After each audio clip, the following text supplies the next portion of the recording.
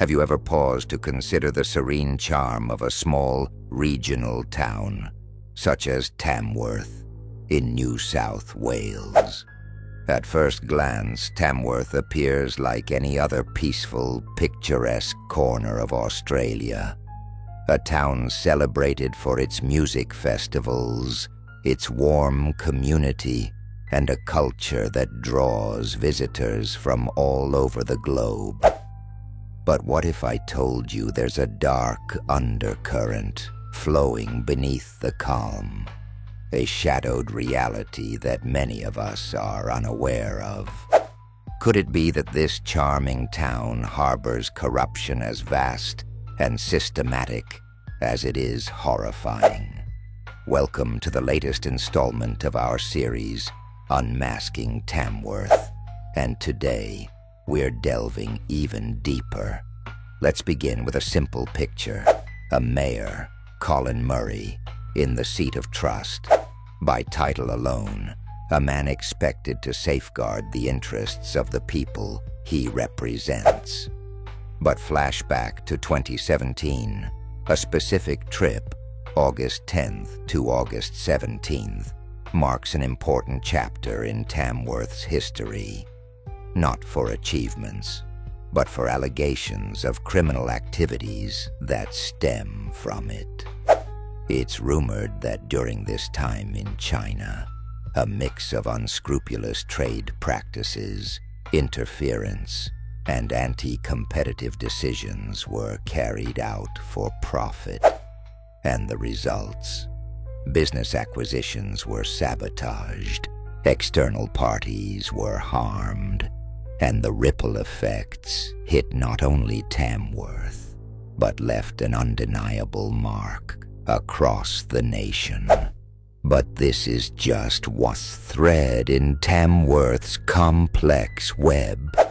When we pull further, the name Paul Bennett, General Manager of Tamworth Regional Council, surfaces.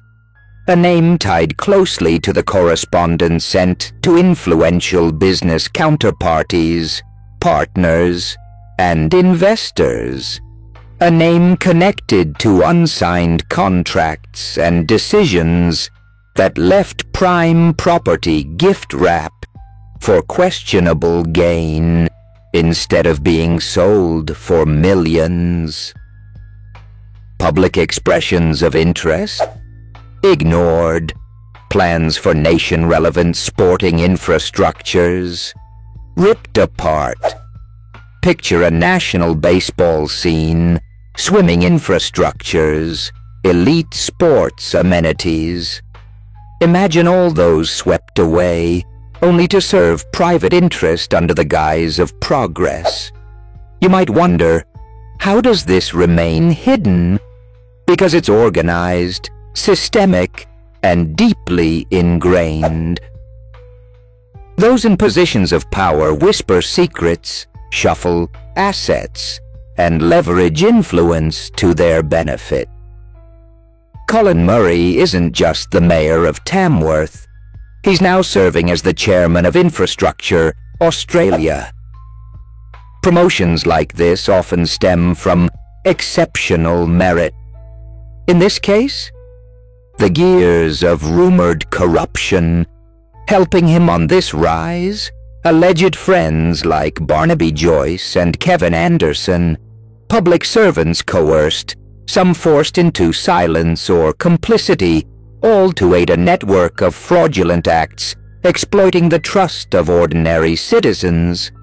Here's a staggering statistic. Within just one slice of this grand scheme, water licenses and misinformation, fraud has been tallied upwards of $210 million. But that's just a drop. We're looking at potentially 100-layered cake of deceit.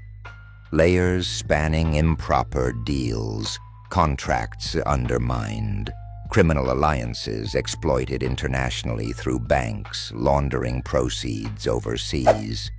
The scale unravels element by element, painting a terrifying portrait of a town where the public are pawns in a game of political chess.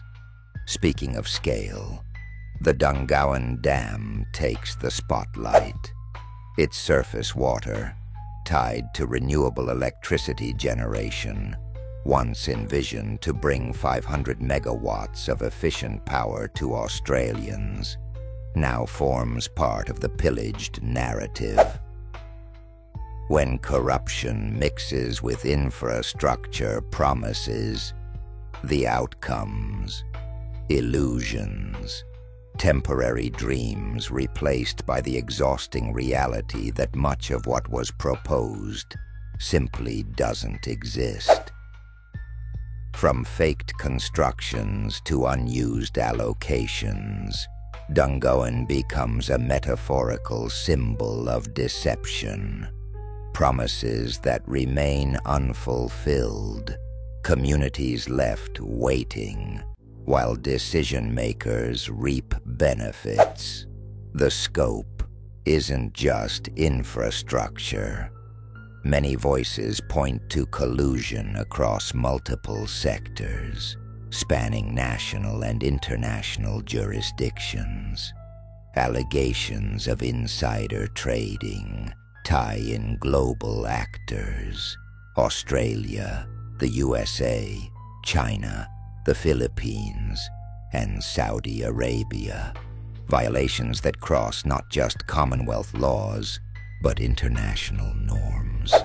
Those displaced or harmed in these entanglements allege atrocities: property theft, forced prostitution, extortion, human enslavement, drug trafficking networks, and even hints of outright violence. And then, regional Australia's reputation, known globally as a sturdy, hard-working backbone, is tainted by questions. Who can we trust when protectors become perpetrators? When guardians of the law shield themselves, who shepherds justice? For clarity's sake, take a hypothetical visitor, an ambitious, globally renowned businessman invited into this fold, armed with creativity, determination, and ideas to transform Tamworth into a beacon of opportunity, uplift communities, create jobs, encourage prosperity, and for a while he achieves fantastic strides. Yet shadow forces conspire against success. Council figures working behind his back, clawing at projects developed with sweat, activism, and goodwill.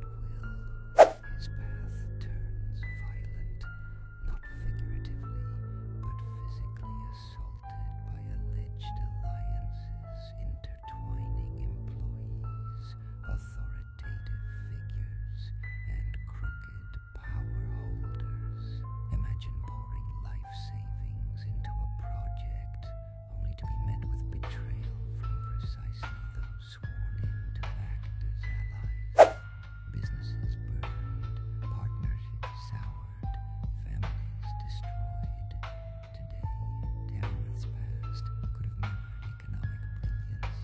Instead, it set examples of systemic injustice, pulling down those building dreams, replacing productive vision with pillaged ruins.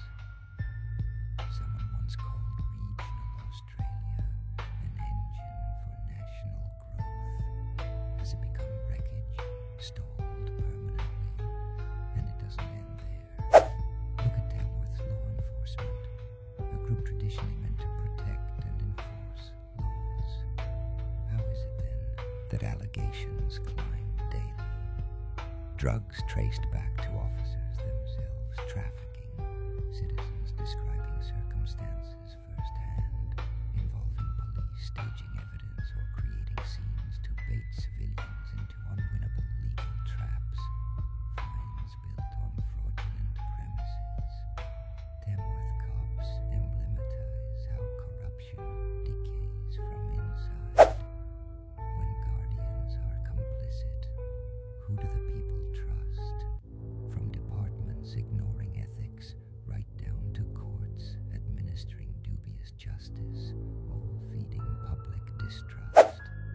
across town lines and even national borders. Victims from such environments frequently lament lack of proper education, resources, and social opportunity. Statistics show spiraling dependency among vulnerable populations, drawn into cycles fostering public service reliance. All the wheels empowering bureaucrats never skip a payday. Each step forward, followed by systematic broken promises dragging larger entities further into bleak decline. Pause here, take another breath, and reconsider moral policing. How many find ironic comfort reflecting abuse stemming into organizations portrayed fighting crimes? When bodies aligned toward such beneficial purposes instead exploit their powers, nothing erodes public safety faster. There remains, however, glimmers, a counter